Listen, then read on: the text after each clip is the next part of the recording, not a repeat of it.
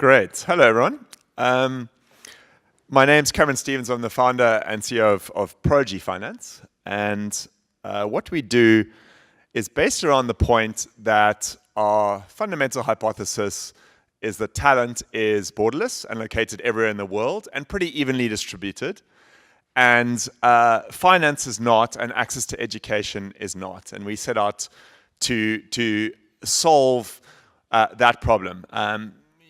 In looking at that, when we started the company, and why I started the company was I did my MBA at INSEAD. I was South African. I was living in Malaysia. I went to INSEAD, tried to get funding to attend. You go through this huge process to get in and be accepted in the school. You then try to find the funding to attend the course, and that proved to be a pretty surreal experience in understanding what finance actually looks like on a global scale. And for me, what that meant was having an amazing conversation with, at the time, HSBC, which is positioning itself as the world's local bank and this bank who can look globally. And the conversation for me went something like this: I've been accepted into INSEAD. Tuition is how much? Can I get a loan to attend? And the answer was, yeah, absolutely, no problem. And how much do you need? And I said, well, the tuition's 50,000 euros at the time. And they said, okay, but it's in euros. Okay, right, this is the HSBC London at the time, so it's a different currency. So they said, well, we can lend you 75% of that. I was like, okay, that's not too bad. I was hoping for a bit more, but that seems okay. And they said, yep, no problem, 75%, that's because of the currency difference.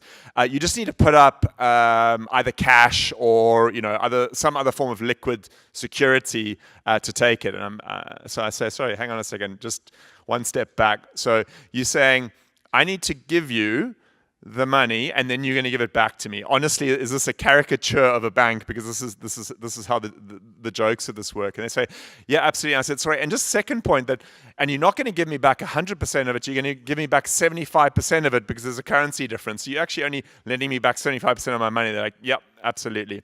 And realize at that point that finance was broken for internationally mobile people.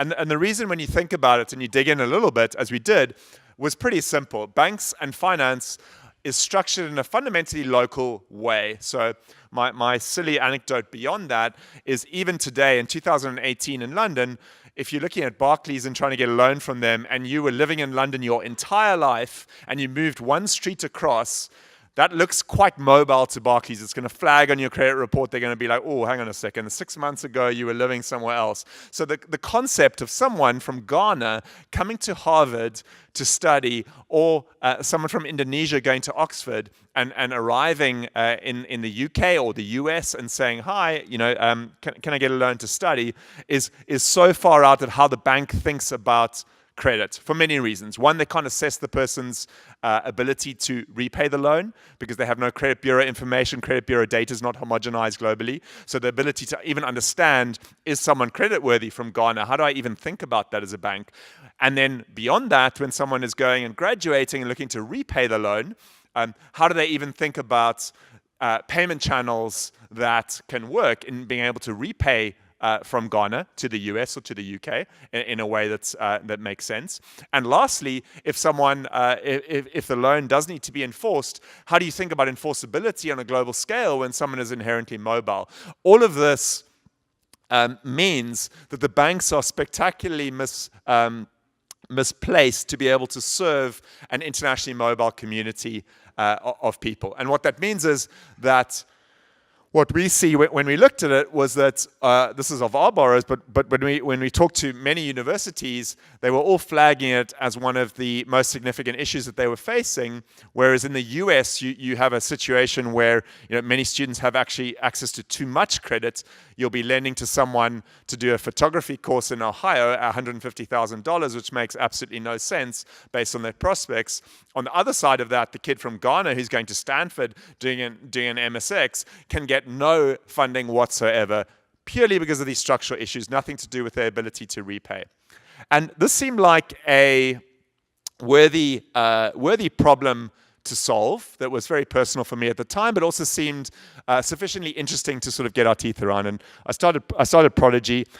And what we did initially was spend a year trying to think about how to solve those challenges the banks had in being able to assess someone's ability to repay, to assess their future earnings potential. What are they going to be earning after graduating, rather than where they are now in terms of their income and assets? And we spent a year solving those challenges. And we went to the banks at the time to say, hey, we've solved all of these challenges you have. Why don't you fund through our platform? The answer was, sounds great in theory. Let's see how you do in 5 years. So we had to innovate a little bit. We came up with a different model in which we crowdfunded to the alumni communities of the school. So Oxford alumni funding students from Oxford. Very nice in the sense of being able to invest your funding. It's a loan to the student. It's an investment from the alumni in being able to invest in the next generation for students who, you were there in that position and you understand the journey of that person. So in solving all of that, we had to solve a number of issues, as I said, that the banks thought about, really thinking about how to screen risk locally, how to assess future earnings potential in a quantifiable and quantitative way, how to think about global enforcement, and being able to address students from 150 different countries. So far, we've lent just over $500 million through our platform to students from about 127 countries. And we're growing that really significantly this year. We'll do close to that just this year in funding.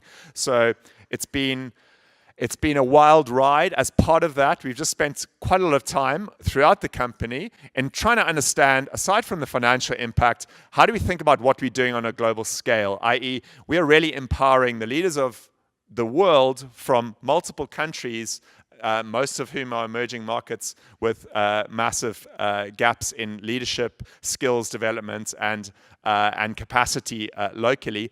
And we're funding these group of amazing people from around the world who go on to do really extraordinary things down the line, and hopefully one day again come on to invest in the platform. So we've spent quite a bit of time, aside from that, really thinking about what does it mean in terms of who we're enabling, what that means for them, and then for other communities.